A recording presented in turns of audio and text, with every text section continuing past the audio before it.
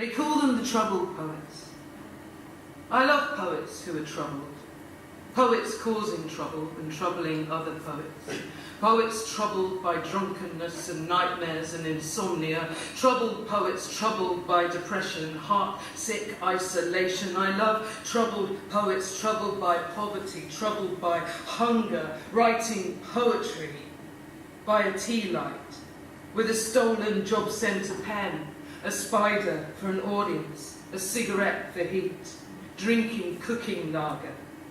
I love troubled poets, troubled by conflict, scribbling poems in Yarlswood Immigration Centre on their own wrist with a piece of glass. I love you, troubled poets. I love troubled poets, troubled in refugee camps, troubled in children's homes, troubled in shop doorways, sleeping rough in rain-soaked rags, relying on food bank, eating cold beans from the tin, using newspaper for a sanitary towel. I love these troubled poets, troubled in the trenches, troubled by apathy, troubled by abuse, troubled by torture. Poets writing in blood in prison cells and given public lashings for writing, just for writing blogs and publishing poems, and then stoned to death in the town square for their trouble. Troubled poets writing and fighting for human rights, troubling themselves with all that's unsaid and all that is meant underneath the graffiti. I love a poet's troubled cry.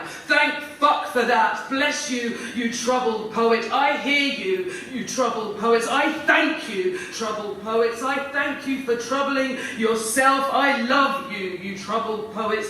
Troubled poets who start trouble, speaking up for freedom, for an end to the killing. I hear the troubled poets, troubled by silence, troubled by violence, troubled by lack of light, lack of truth, troubled by the troubles of the world, rocks in your pocket, stones under the tongue, wading into the icy water, tying a hangman noose around a troubled throat, gargling your troubled words right to the end. I love a poet's troubled cry. I love troubled poets that trouble themselves, peeling onions in a Calais kitchen, protesting at Downing Street, Stormzy singing You Think We Forgot About Grenfell. I love that troubled poet. I love troubled poets sharing, airing their troubles in public, poets who trouble themselves with the trouble. I love the poets who are bothering to trouble us, poets who bother to trouble themselves, troubled poets who are troubled by this terribly, terribly troubling, terribly troubling, troubled world.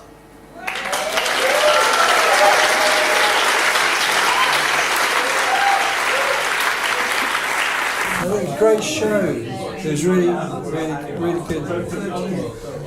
Really interesting stuff in there. It was an amazing night. I'm feeling quite hot, but yeah, it was an amazing night. So many inspiring speakers.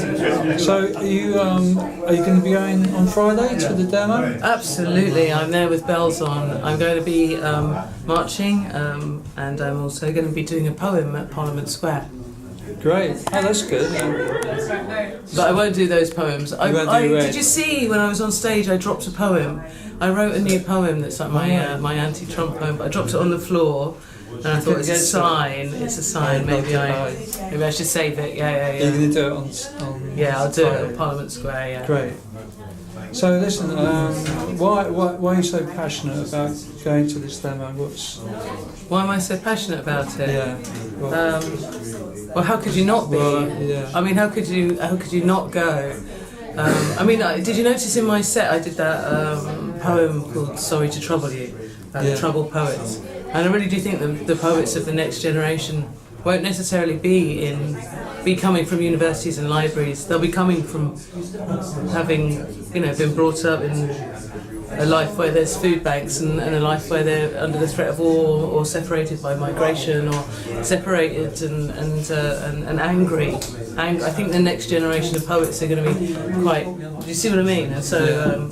And then the first thing they'll do is ask what we did to help. Poetry's had a bit of a rebirth the last couple of years. It seems to be growing. I don't know. I mean, I've been doing poetry for a while, since 1994. And I think there's more voices, there's more colour, there's more vibrancy, there's more going on than ever. women of colour, and that's really important, because it was quite male and white in the 90s when I was first starting out, so that's a really good thing. So I'm a bit hot and sticky and a bit nervous. Thanks very much. July the 13th, I'm going to be there with bells on. I haven't decided what my outfit's going to be yet, but I'm going to definitely I've got an umbrella that I'll probably have to use as a parasol, and I've written all my slogans and poems like pessimism is for lightweights and courage is a muscle on my umbrella, so you'll find me if you look for the umbrella, okay? Brilliant. All okay, I right. look Thank forward you. to it. Thank you. I'll see you there. All right.